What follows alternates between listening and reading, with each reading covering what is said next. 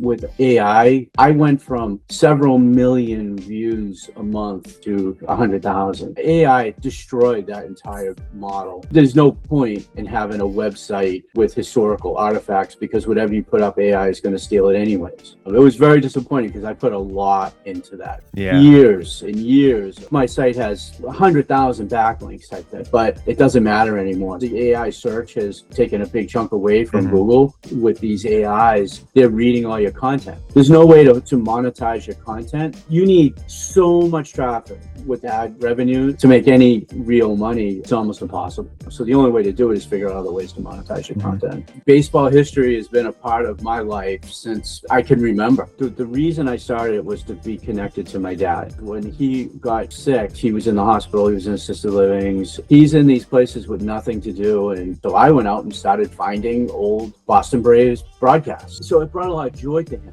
So I was like, maybe I can bring joy to older folks who want to listen to these older games. And there was really no way to find them. So at this point, you've probably looked at someone's online business and wondered if you could do it too. Well, this is our Founder Series, where we talk to online business owners about how they got started, what's working, and what they've learned along the way. So if you like this video, please subscribe and hit the notification bell because we have a whole lot more coming up. Tom, thanks for joining me today on here. I wanted to get you on here. It was really interesting because I haven't really seen a website like yours. I know you have a bunch of different websites, but you have a website, essentially, MemberPress is a membership website for like a historical archive of classic broadcasts of baseball games. And I've seen other membership related websites that are more sort of like historical archives, but they're less giant archives and they were more historical exhibits and things like that, or like historical videos. But I think this is the first of the kind. I've never seen anything like this, even in sports websites. So before we get into the actual website and what it is and things, how did you get involved with knowing all this stuff that you know about baseball? Why are you so into baseball? Yeah, it's a great question. So if I didn't have this background, you'd see this old radio behind me. It's a 1955 Grundig radio. And I used to listen to games on that radio with my dad. And that was my growing up. When you watch Field of Dreams and Kevin Costner talks about he went to bed with stories about Joe Jackson. I went to bed with stories about Jackie Robinson and Gil Hodges and Warren Spahn and the Boston Braves and Brooklyn Dodgers. And baseball history has been a part of my life since I can remember. And I would say I listened to probably 1,000 games or more on that radio with my dad in the kitchen table as he was telling me these amazing stories about these players that at the time there was no way to hear them or hear their stories or anything. There was just it was so limited. So it's the history of the game that just really has always excited me. And finding these broadcasts and being able to put this together was kind of a way for me to connect with my dad, who was since passed away many years ago, and baseball fans. So. And you know that you're in Boston or in and around Boston. Did you grow up around Boston? And then was baseball just like more popular there, would you say, than other places? Well, I don't know about bigger because Boston is, but I've always lived here. I grew up in Cambridge, and my dad actually worked at NECO, and I went to Ted Williams baseball camp when I was a kid. So you could say that baseball it's like a religion here. You know, right. But we're very intense human beings when it comes to baseball. You know, there's a lot of fandom here. There's a lot of critical fandom, and there's just a lot of fandom for sure. Yeah. So it's a very intense. I asked that because like I'm from Michigan and my mom is she's from Detroit and she's super obsessed with the Detroit Tigers, but even her level of obsession and fandom, I just feel like it just doesn't even rival even up there where you're at. So well, I could tell you this much. I played in a baseball camp with a bunch of guys from Detroit and made some great friends.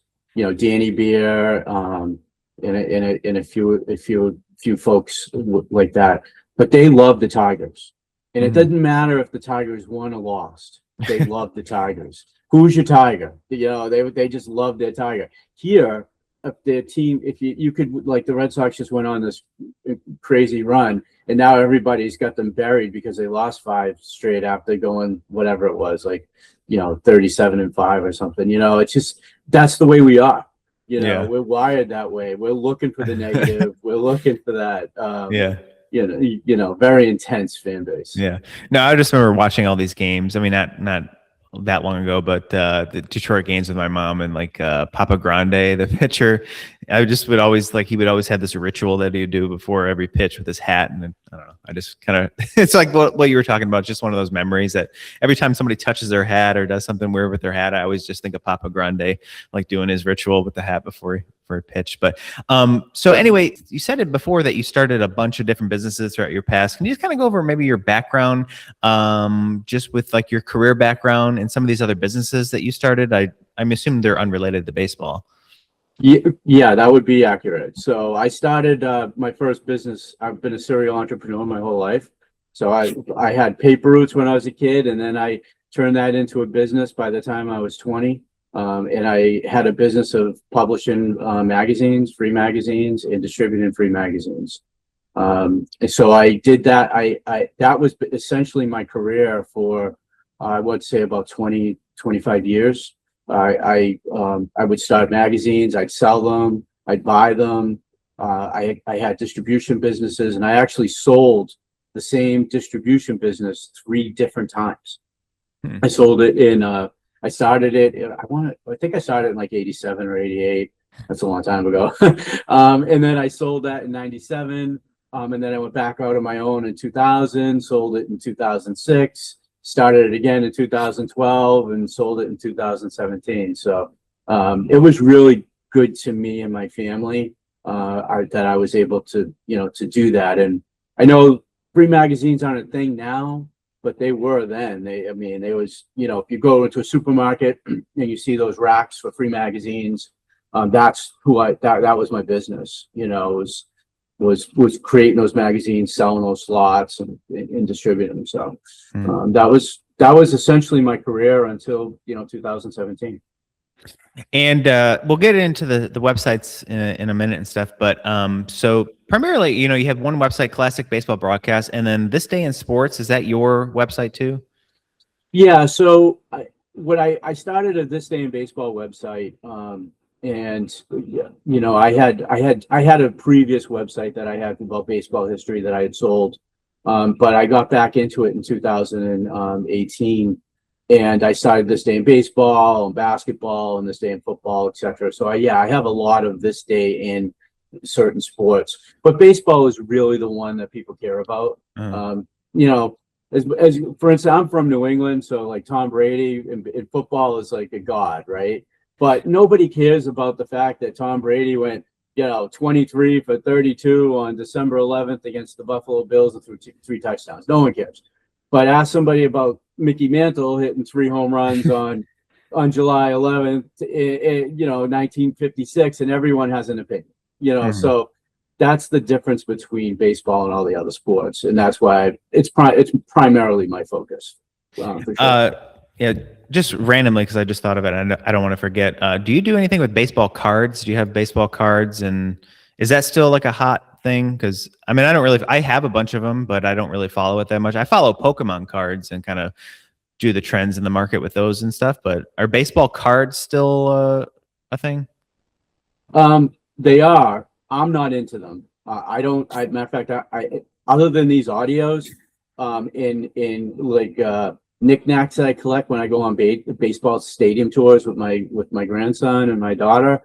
I don't collect anything for baseball, but man, it is a big business. People really like it, and if you're into Pokemon, I don't know if you follow Pat Flynn, but he's got a heck of a YouTube channel for. I can't get that involved. I mean, he does all these videos where he goes to all those card pulling events or whatever that is, and it's interesting to watch like some of his streams where he does all that. But I'm not that involved with it. But I just have a bunch of them, and I try to track like what they're worth. But so anyway, so at you said 2017. What were you doing right that year, or like right before, and like what made you initially decide to kind of capitalize on this baseball hobby of yours?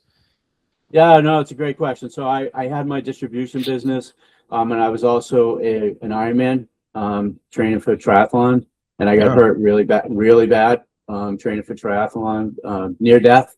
oh wow. So, oh yeah, yeah. So that it kind of ended my physical entrepreneurship because my business was very physical with, the magazine business. It was a lot of lifting and driving of trucks and so forth. So I had to sell the business. And at that point, I had to go in some direction. So I took I was selling for a sign business, and I basically, really invested into This Day in Baseball because I just didn't feel like there was actually a website focused on what happened this day in history in the sport. Mhm. That was one of my driving factors into starting that business. So And this, if you don't mind me asking, like, what was was it a physical injury or was it a cardiac type of thing that kind of prevented you from yeah, it's competing? called a vertebral artery dissection. Oh, You don't ever want one of those. And I ended up, in ICU for a month, and yeah, it was pretty bad. So oh, what geez. ends up happening is 99% of them get healed immediately, and mine Hmm. didn't. So Oh, I wow. ended up getting a blood clot, and it went to my head, went to my brain, and yeah, I mean, I was in such good shape. That was the killer. Yeah. So, but now, I mean, like I still like I had a 99% recovery. I play softball still. I'm pretty active, but it definitely impacted my life, for sure. So. Hmm. And so the site, This Day in Sports. So is that fully? I know I just asked you, but is that the entire site? Are you a contributor to that, or is that your site? Yeah, yeah. So what ended up happening was it is mine, right? And I have so much this day content that's not even published. I can't even tell you. But the problem with it is, with AI, I went from having, several million views a month to my websites to having 100,000. Oh, wow. AI, yeah, AI destroyed that entire model, that business. There's no point, really, in having a website with historical artifacts, because whatever you put up, AI is going to steal it anyways. Hmm. So it was very disappointing because I put a lot into that, as you can imagine. Yeah. Years and years of work, Right. content, and like I think my site has, 100,000 backlinks type thing, but it doesn't matter anymore. So that was really, an eye-opening thing that happened. It started happening about 2 years ago, but it really took impact, come Yeah. like this past November, December, where the traffic just fell off a cliff. So Right. And then I guess just backing up a little bit. So just so I'll show it on the screen just so people listening, what exactly is This Day in Sports? What kind of website is it? And who's it for? yeah, yeah. So I mean, it's for people who are interested in sports history. So sports history, but mainly like baseball history. That's my main focus. And that's who it's for. It's for somebody who, you know, I like the current game of baseball, but I don't enjoy it like I enjoyed baseball, 20 years ago. It's just it's a different game. So I feel like I could connect with players, with the pitcher who went 7, 8 innings, and then I knew who the closer was going to be, and teams kept players longer than they do now, and you could associate with them, and you could think about, a guy who was with the Red Sox, for 15 years or something, and that's a big difference. And I feel like a lot of that's my demographic, and my fan are those folks. Hmm. Are the people who like baseball history, maybe even more than the current game. Because let's face it, I mean, it's hard to watch a baseball game right now, and it's not just hard because of what it is. It's hard because it's hard to find. So you gotta, where's it gonna be? Is it gonna be on Peacock? Is it gonna be on Apple? Is it gonna be on Netflix? Is it gonna be on local TV? And like for the Red Sox, this you have to buy an app, pay Right. for an app to get to watch Red Sox games, and that's just, to me, that just seems awful. is the worst possible I mean, thing aren't you most of could. them on just the MLB service that you have to buy? Yeah, so for me, for example, I could watch the Dodgers play, um, because I'm in Boston, so I can watch them play anyone but the Red Sox. So if they have to play the Red Sox, they're gonna black it out. Yeah, So I don't know how fair that really is, to be right. honest. So I think baseball itself is doing itself a real injustice when it comes to that.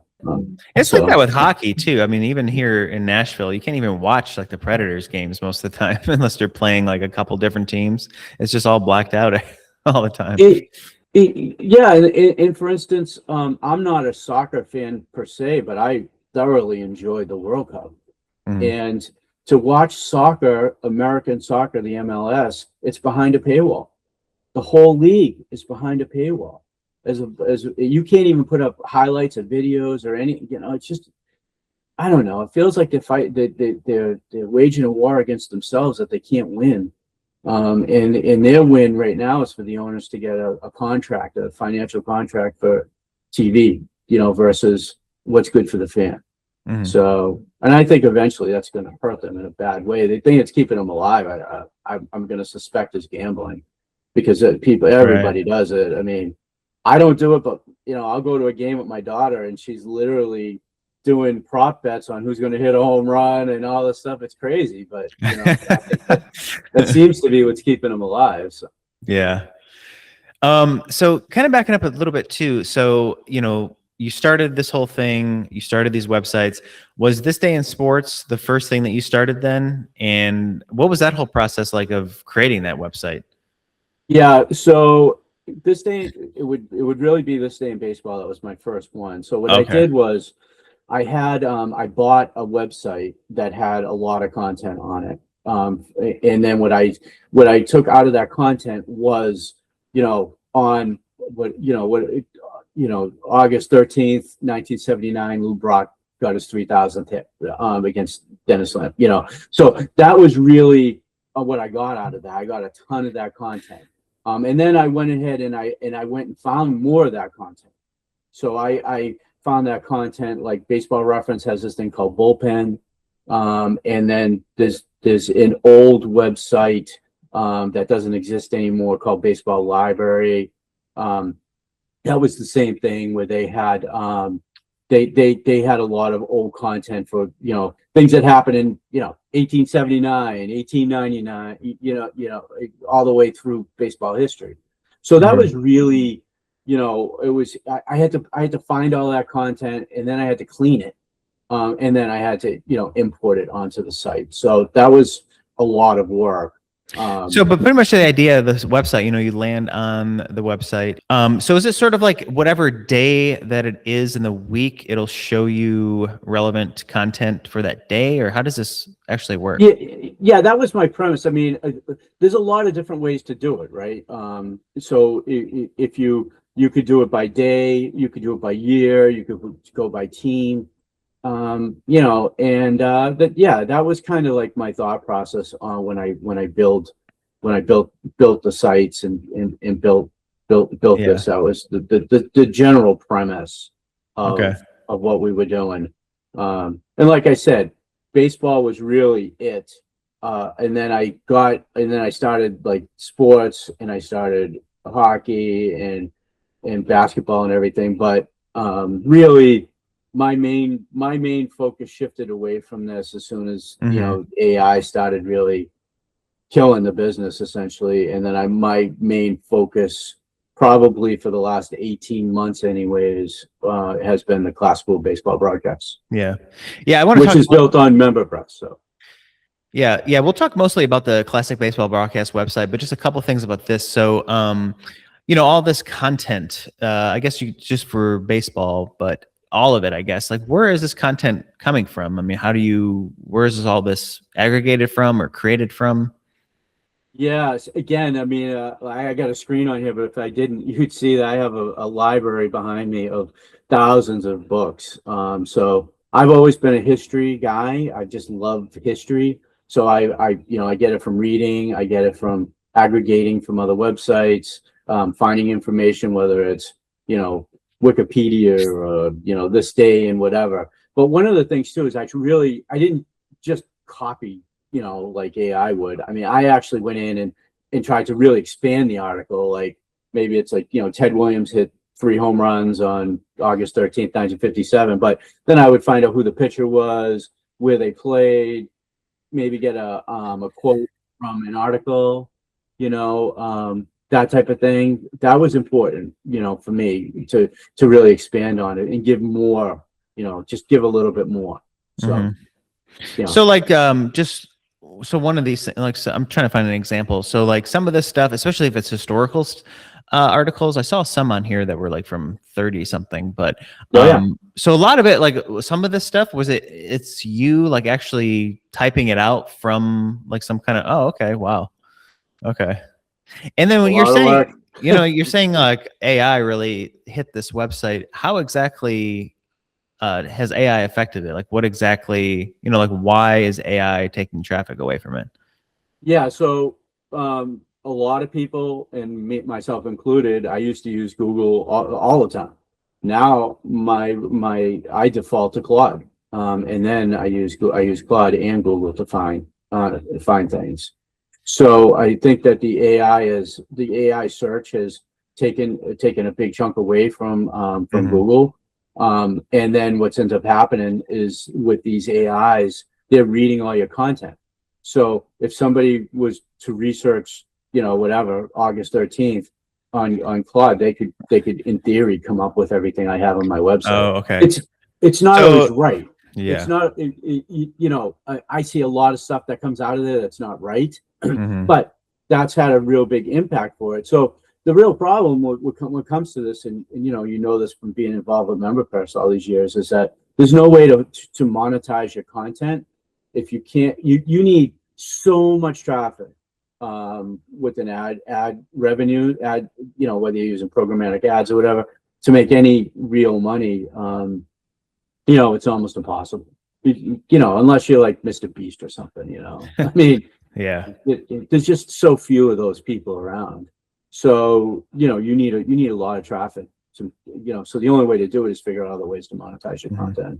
So, a lot of these millions of page views and stuff that you were getting, like a lot of them were just lost. Like if somebody's searching, what happened in the 1942 game of whatever, normally they would search it and then have to read your article on their website to kind of, but okay, that makes sense. So now like they're just getting these AI summaries and things. So like a lot of them, a lot of people that would land on those archives or those, this day in baseball pages, I guess, were a lot of people just searching specific, I know it's probably hard to tell, but a lot of your traffic was probably people like searching for certain specific things then, as far as like what happened in this game, what was the score of this game. Okay, that makes sense. So this, go ahead. And they also related it to what was happening. So let's say, I don't know, I'm just going to say like Kyle Schwarber hit a couple home runs the other night. Or let's say he had a 3 home run game.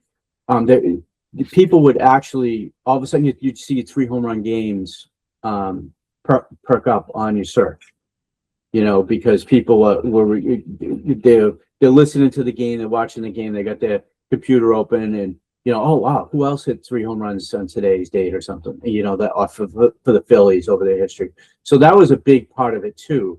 That seems to be lost because viewership, that type of viewership, has gone down versus gone up. Right. And so was that sort of the main motivator to start up Classic Baseball Broadcast then? Was your loss of traffic in the other site? To a degree, but the truth is that the reason I started it was to be connected to my dad.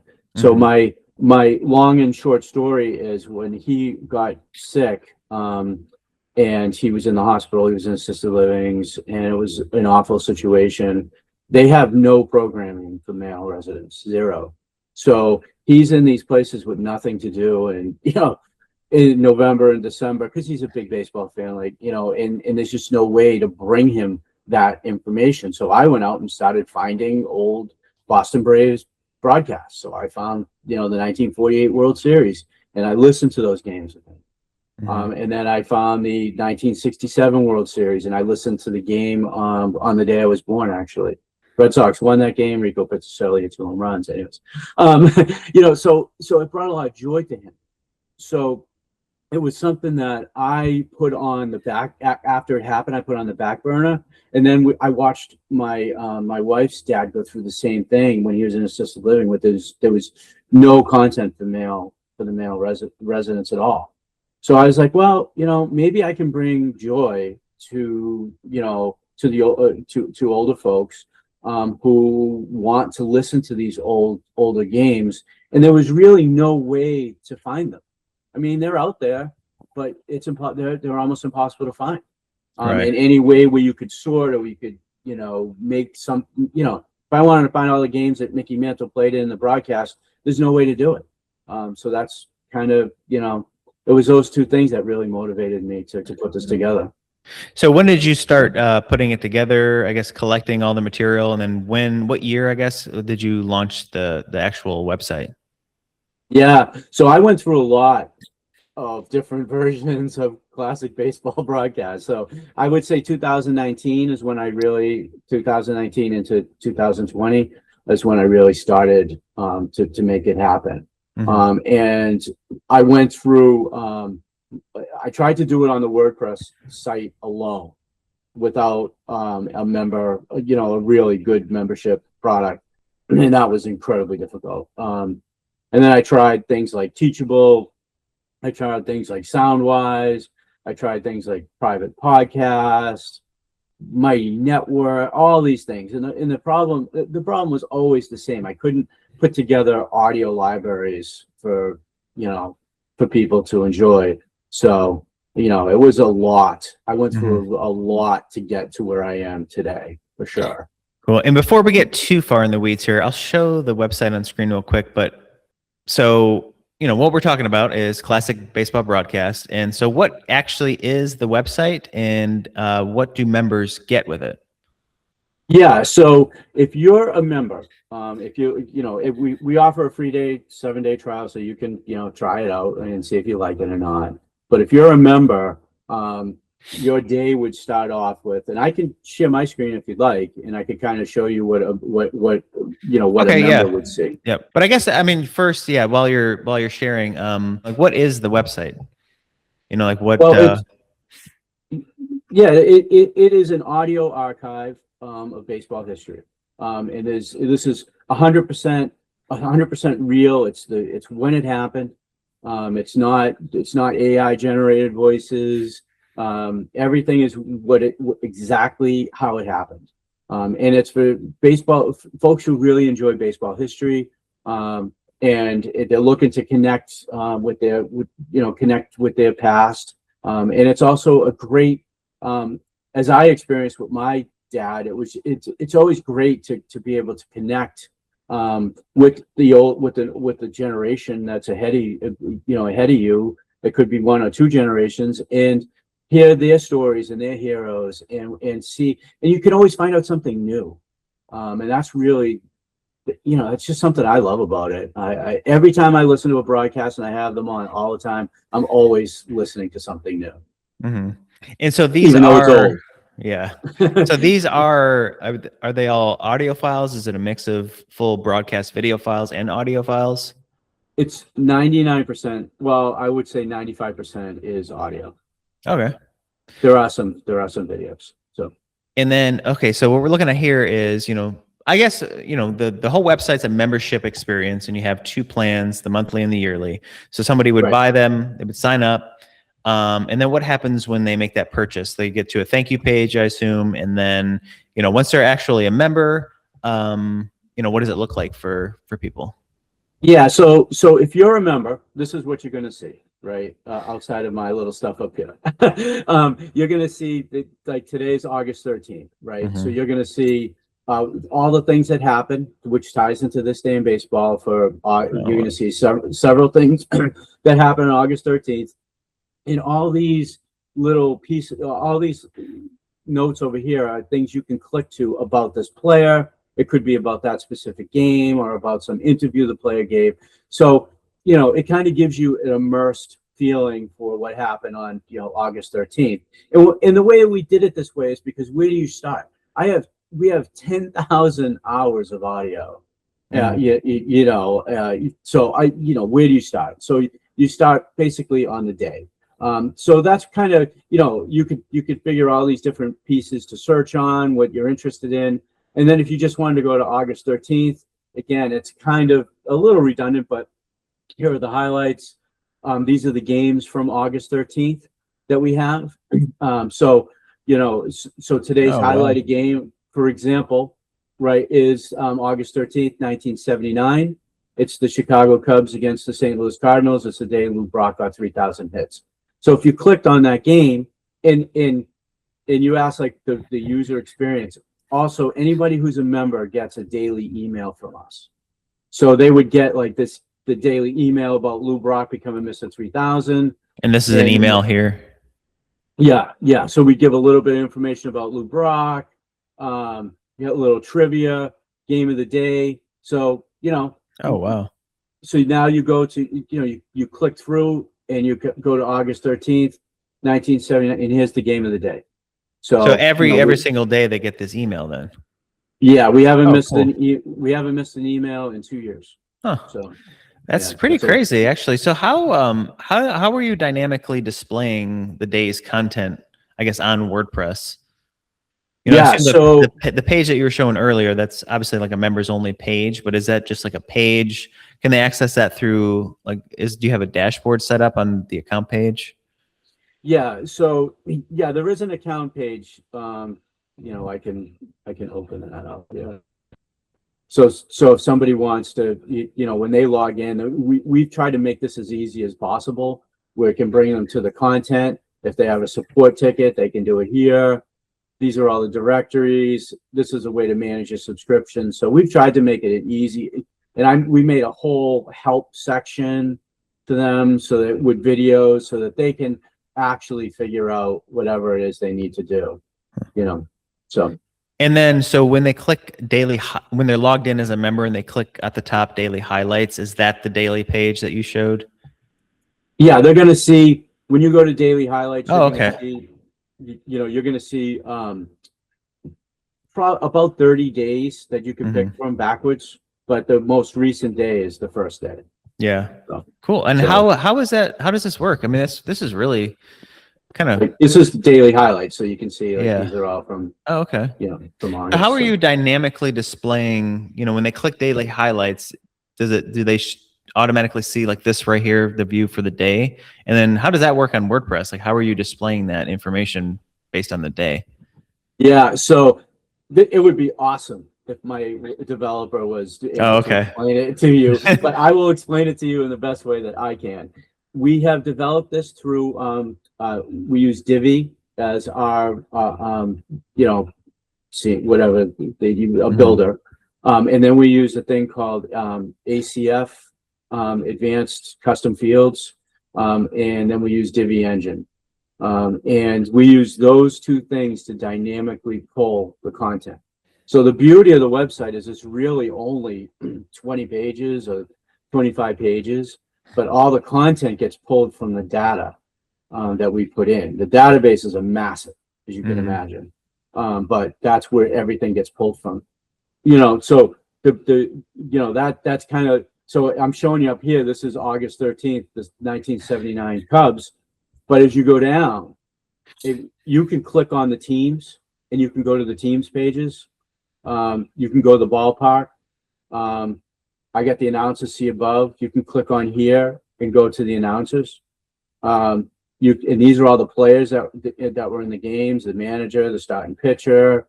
Every player is its own audio archive. Jeez. So, yeah. So if you would like to just to click on Busch Stadium, these are the games that were played at Busch Stadium that we have. If you would click on Lou Brock, same thing. Oh, Lou Brock, wow. these are the teams he played for. You can click on all the teams. Huh. And then you go down here to all the games that Lou Brock played in. So click on, if you could click on like a game, just click listen on.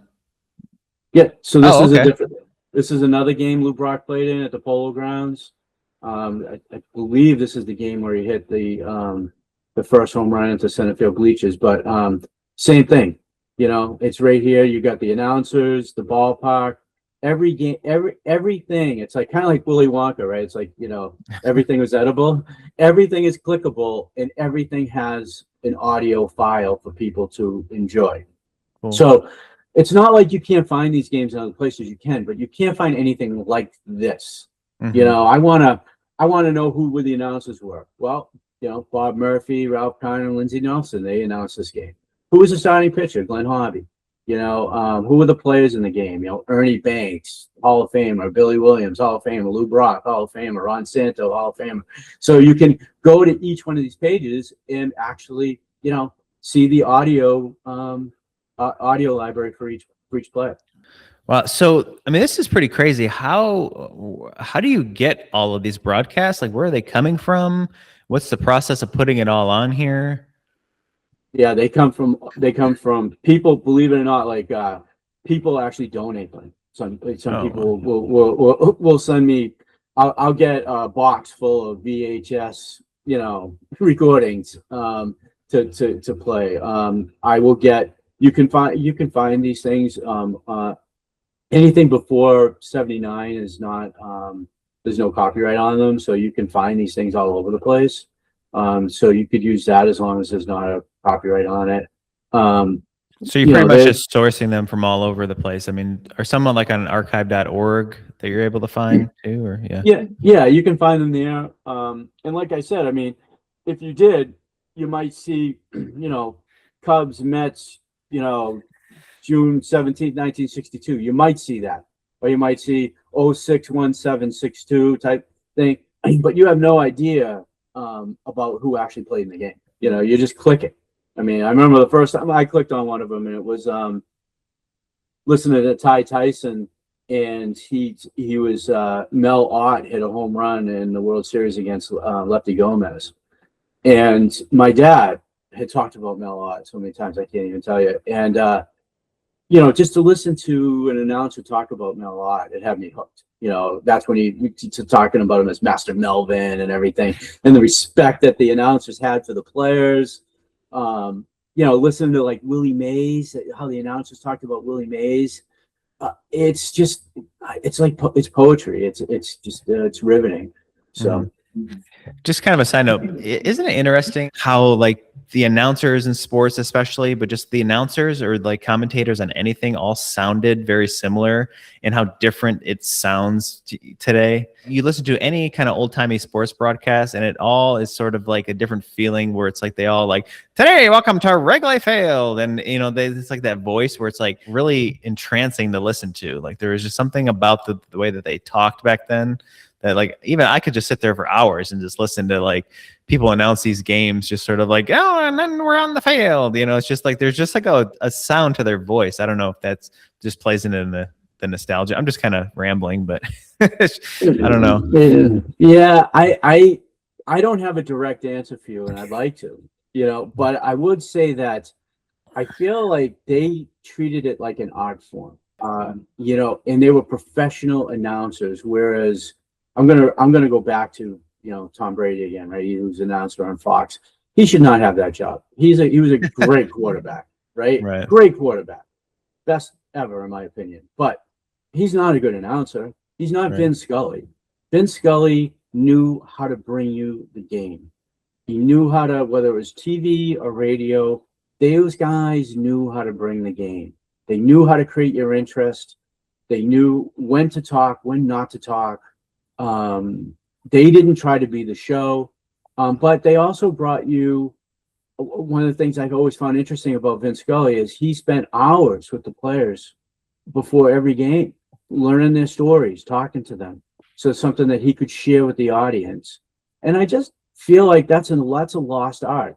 And however they brought it, and I agree with you that that a lot of them sound the same, but they also don't. Like if you listen to Mel Allen versus Red Barber versus Vin Scully, you can see the art forms that they used in their how they brought their games to people, and they'd have their calls that they had, and you just knew it was going to be a home run or a strikeout or something, And I think it was a true art form, and I do think that we're tied to nostalgia. Nostalgia is one of the big things that people really, they love the past because it was always better in the past. You know, I don't, it's not that I believe that, but people love nostalgia, and they like to talk, they like to listen to those games. So Yeah. it's something that makes it different. I'm like you, I have games on all day long while I'm working on this business. So, you know, it's what I do. I'll have some random game, and it doesn't even have to mean anything. I was listening to 76 game. It was the White Sox and the Royals, and Harry Carey was interviewing George Brett before the game. And the interview was more interesting than the game, you know, and they went on for like 10 minutes, and it was just like, it was like magic. I can't explain it other than that. Yeah, it is an interesting, especially business model, because, nostalgia now is such a hot market for, different things. There's a lot of different movements for, online. People are getting into more analog type of stuff, but just like nostalgia in general is just becoming more and more, with the craziness of the world, it's just becoming more and more of a commodity for sure. So, I mean, a lot of the stuff, did you wait until you had a certain number of recordings to launch the site? I guess, did you have stuff to fill like 365 days before you launched it? And how often are you adding new broadcasts? I mean, are you constantly kind of seeking out new stuff? Do people send you? How often are you adding new stuff to the website? Yeah. So one of the things is like, for example, the players. So right now, I think I have around 5,000 active player pages on the site. So I'm constantly adding new players. They're essentially in draft mode, right? So I have to add an image, and I have to do some other check their statistics and those types of things. So I'm constantly adding, like making players live, adding them, and I'm constantly adding, news reports or old games. Like I just found a game. Mickey Mantle from '57, where Mickey Mantle hit for the cycle. So you find this stuff that's out there, and so I'm always adding something. But it's true. It's a lot of work to get the newsletter out there every day. I'm a one-man show essentially, so I get the newsletter, and then I have people who I have probably 400 members right now. So there's always questions coming in, and something that somebody needs, or so there's a lot that goes with that. So I probably spend like 25 hours a week managing the business, and another 10 hours a week, 10 to 15 on adding new content or updating content. So your actual newsletter, you mentioned how much time that you're spending. Is that pretty much set now? Do you have most of that written, or how much time are you spending, I guess, per week, like managing and writing your newsletter? Oh yeah, no, it's probably about an hour a day, hour and a half a day. Even though I have the content, if I just pulling it up here, it's like there's a lot here. If you like baseball history, there's a lot here. We talk about, this is all about Lou Brock's 3,000th hit.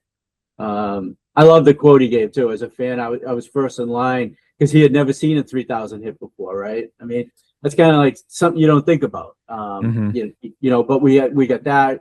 Then we got the trivia. I got the quote. Game of the day.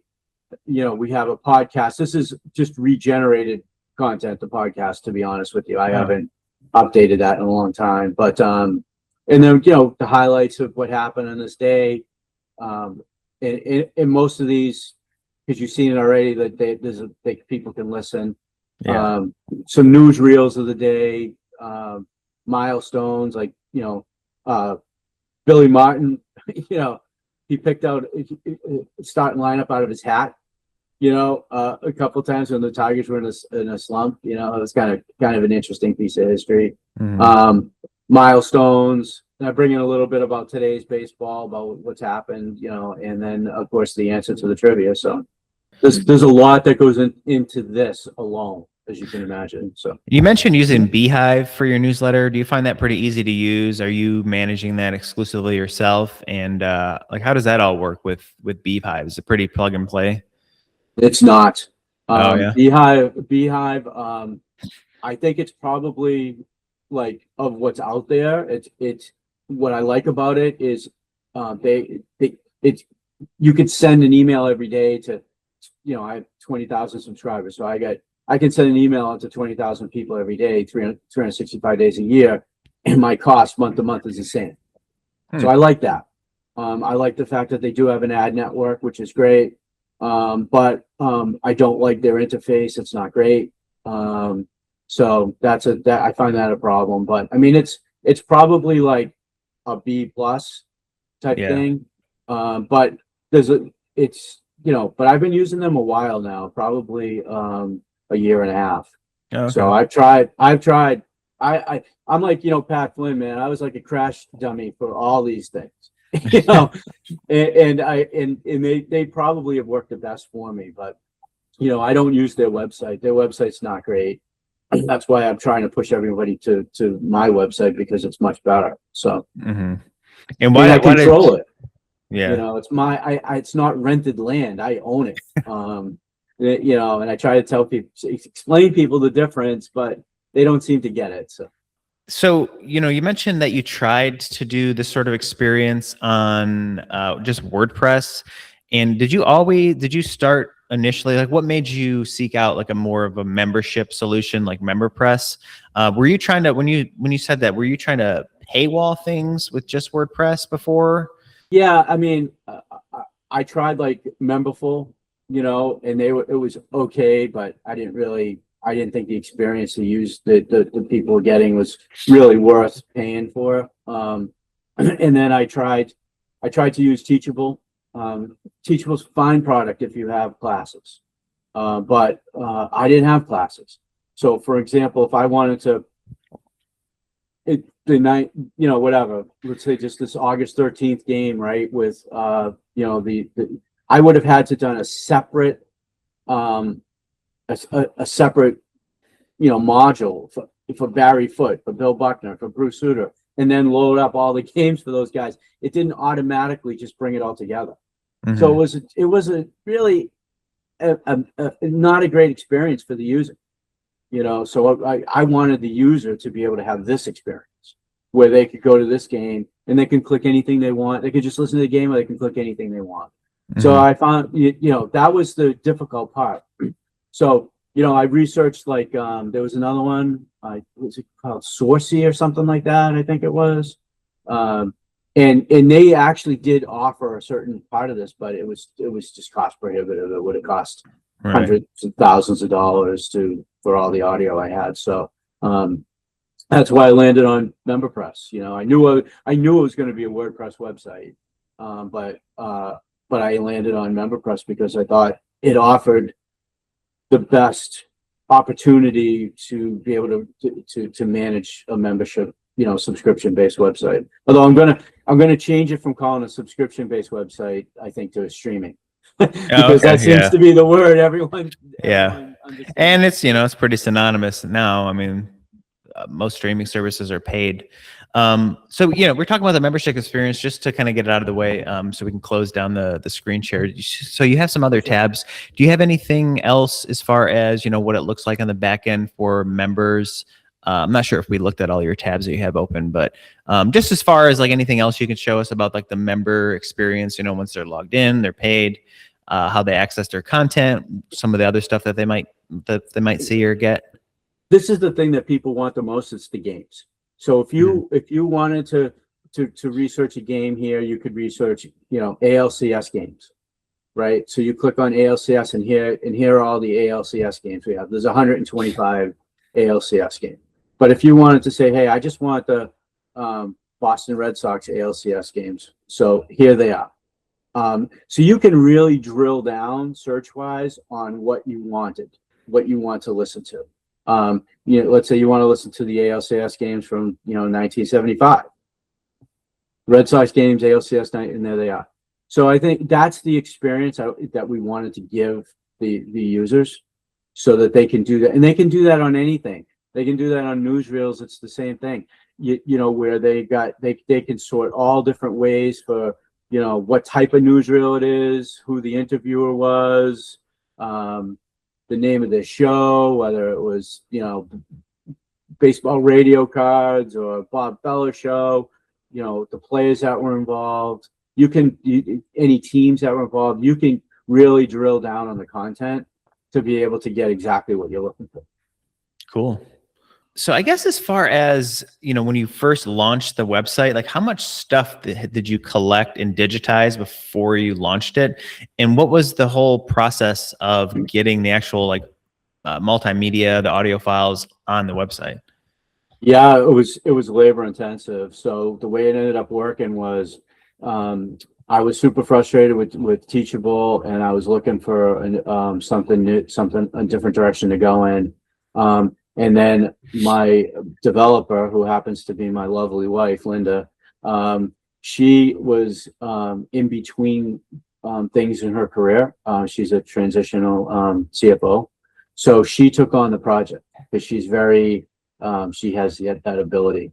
So she put together the website, and then I had to put together the content. So I had to clean the audio files. I had to arrange all the data, and then I had to find images.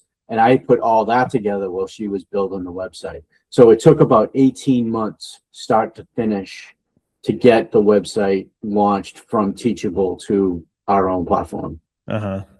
Yeah, it was a long, because you don't realize how much data there is. With one baseball game, there's probably 30 data points you got to get right.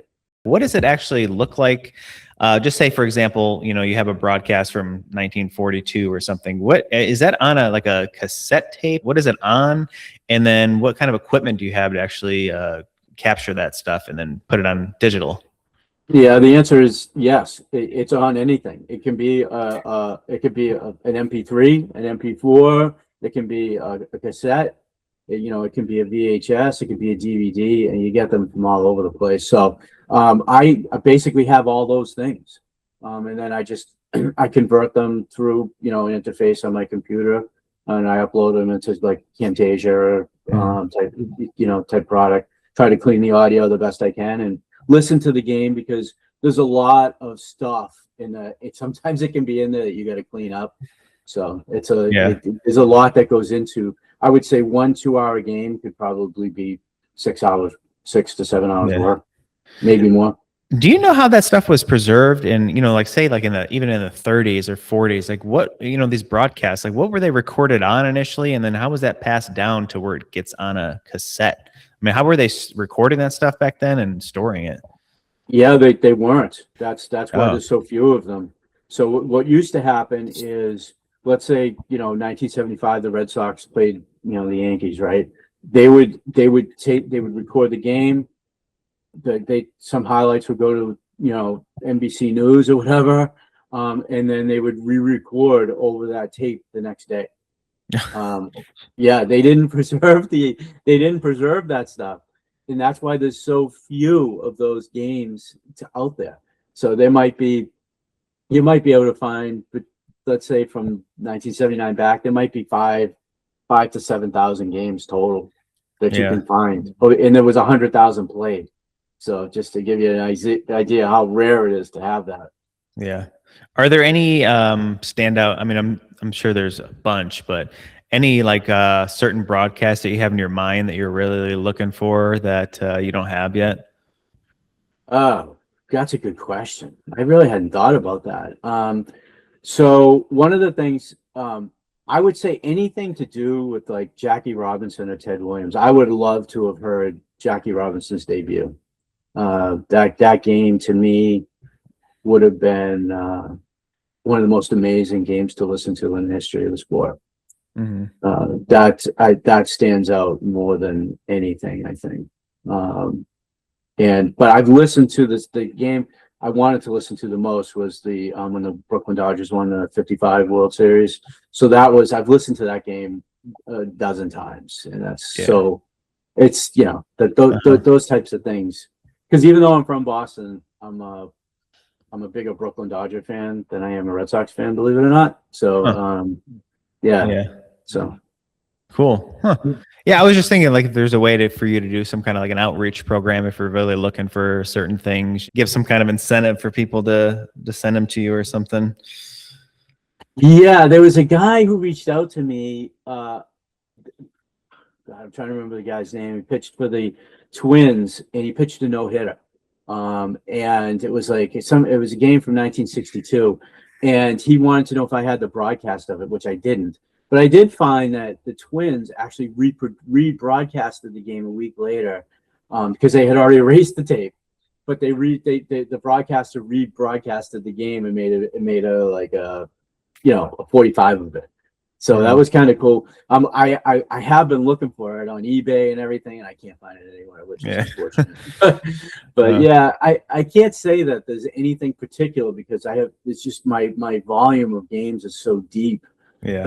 I think I have somewhere around between 2,600 and 2,800 published right now, and I have another probably 2,200 plus not published yet.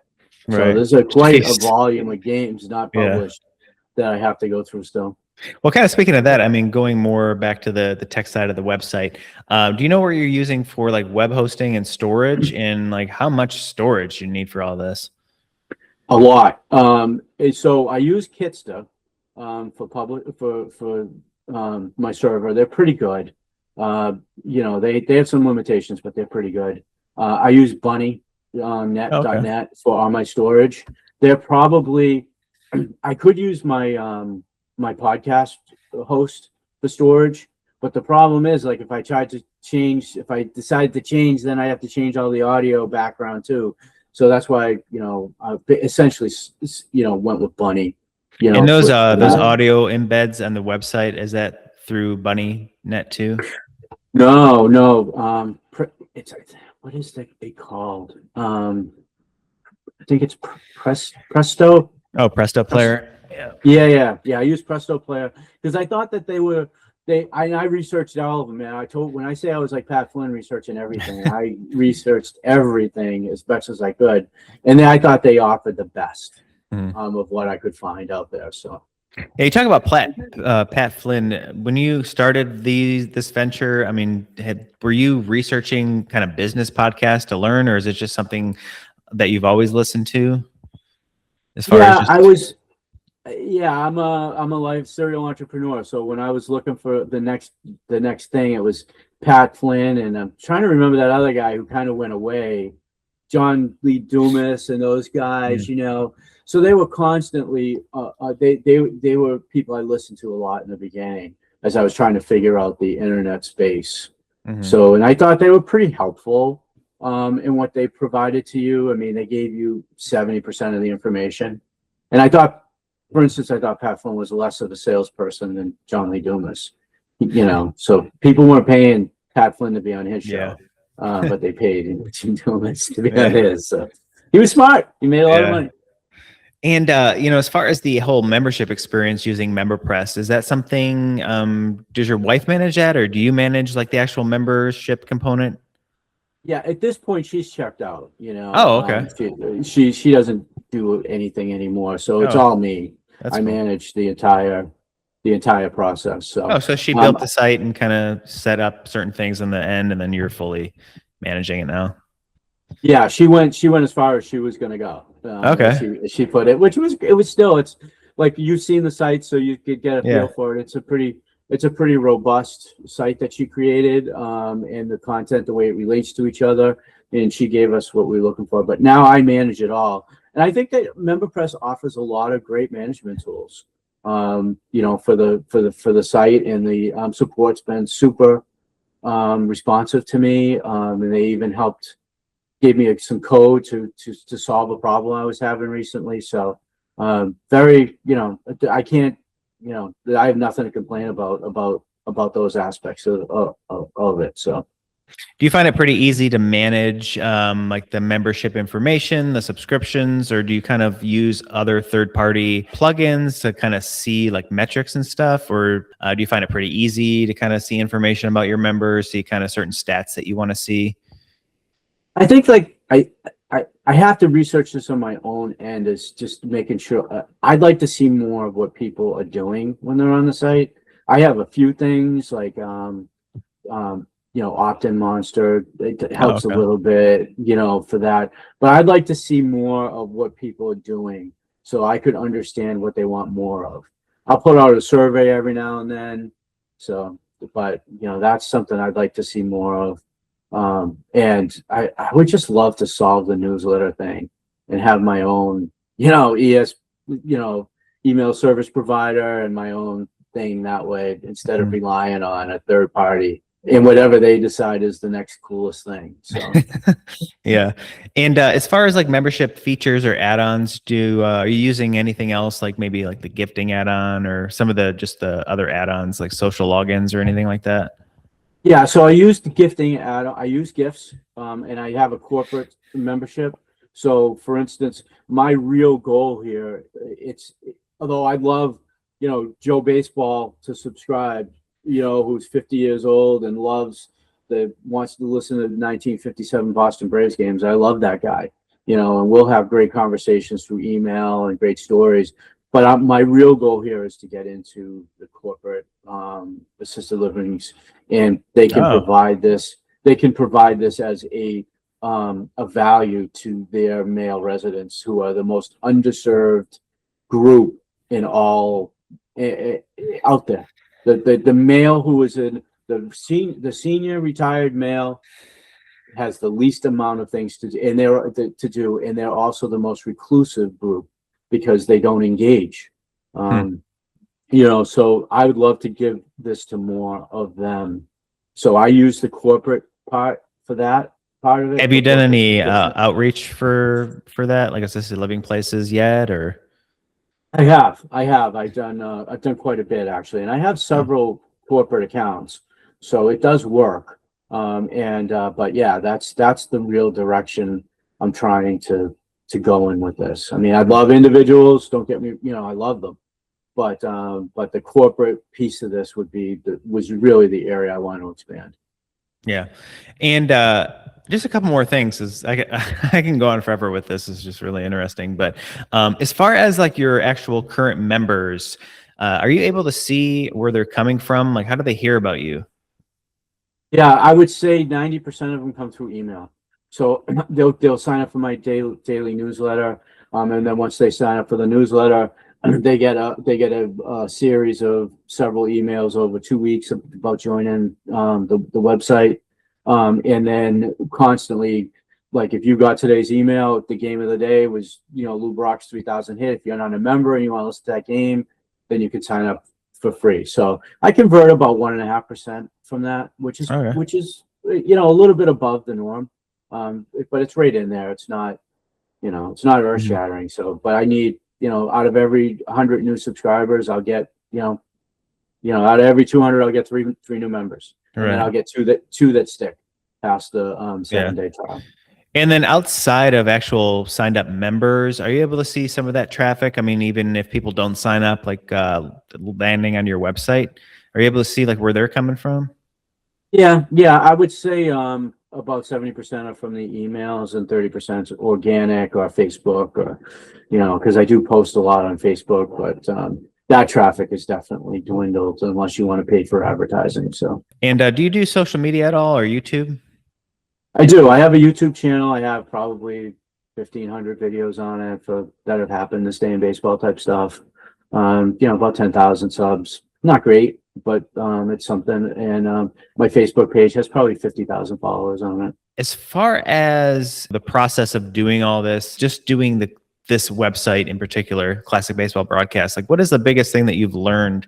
It could be anything. I mean, as far as, just like doing websites, tech, it could be anything related to business. Like, what are some of the biggest things that you've learned from just doing this, this business? Well, I've learned that it's hard.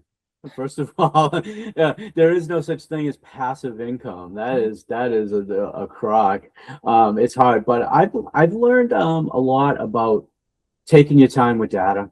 How bad importing data, the wrong data, or mistakes in data, how that can impact everything. I've learned a lot about that. I've learned that the sales process isn't linear. It comes in spurts, in different ways that you don't expect. So, and I'm trying to listen, because I'm a baseball historian myself, and I have things that I love about baseball history, but I'm trying to listen to the customers more for what they want versus what my vision is. Mm-hmm. And you mentioned using Claude to sort of source information and stuff, but are you using any other AI tools? And how do you use Claude or other AI tools to build the site or to maybe just research? Yeah, so Beehive actually put in this a piece where you could use Claude to help with things. So I've used some of that, and I know that MemberPress recently did the same. What is it called? MHP or MCP or MCP, something? yeah. So I haven't really used it yet for for MemberPress, but that's really the main things I use. I don't use like ChatGPT or things along those lines. So it's just essentially Claude. Mhm. But I mean, really what I'm trying to do is bring authentic pieces to people. So AI doesn't really do that. It can help me find stuff Yeah. sometimes, but it doesn't really provide that authentic piece that I'm looking to provide. Yeah. And then is this kind of like your business wise, your main income or like your, not main income, but like your sole focus that you're doing right now? Or are you dabbling in other side projects or anything?